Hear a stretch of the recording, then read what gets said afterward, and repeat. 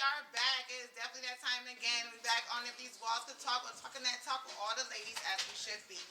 Me, I'm your host, Dida, as you already know. I got my girl, Miss Candy, on the side with me. Tricky Trey's in the building. Big Maya. Lady T in the back. We got Miss Nita and Marty's in the building. And Shan.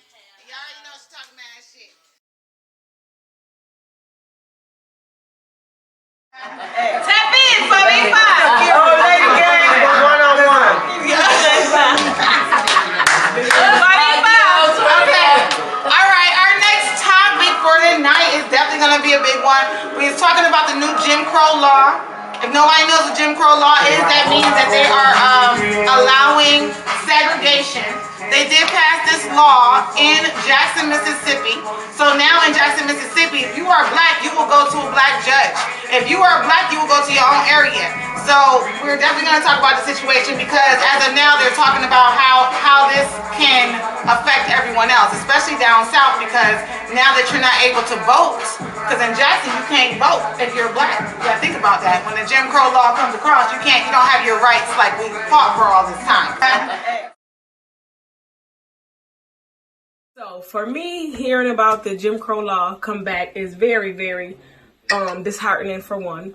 The people in Jackson, Mississippi, I'm sure they're having a very hard time with it.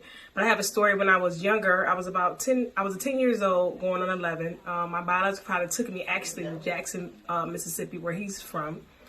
And I was supposed to come back at a certain time, and he kept me. So my mom ended up having to call the FBI, the IRS, anybody you can name to try to find me.